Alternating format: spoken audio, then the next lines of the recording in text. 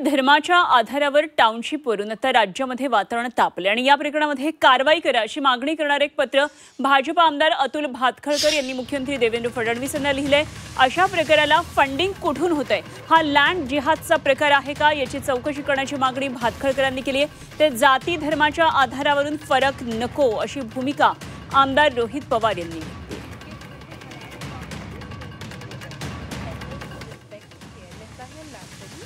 Spaces और community gathering या सगळ्या प्रकाराच्या विरोधात तात्काळ कारवाई करावी अशी मागणी मी आज राज्याच्या मुख्यमंत्र्यांना पत्र लिहून त्या ठिकाणी केलेली आहे। या सर्व जाहिराती सोशल मीडियावरनं खाली घ्याव्यात।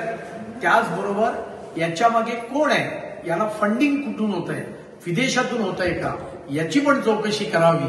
त्याचबरोबर हा लँड जिहादचा आणि शरियाच्या अंमलबजावणीचा एक छुपा प्रयत्न आहे का याची पण चौकशी करावी अशी मागणी या पत्राद्वारे मी आज मुख्यमंत्र्यांकडे केली आहे।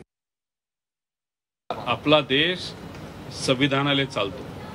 या देशामध्ये सर्व जाती धर्माची लोक राहतात, तसंच राज्यात राहतात, शहरात राहतात, जिल्ह्यात राहतात, तालुक्यात राहतात, गावात राहतात। त्यामुळे अशा पद्धतीने जर कुणी कुठल्याही समाजाचा एखादा मुद्दा घेऊन, जाती धर्माचा मुद्दा घेऊन एखादी टाउनशिप जर प्रमोट करत असेल ते संविधानाच्या विरोधात आहेत।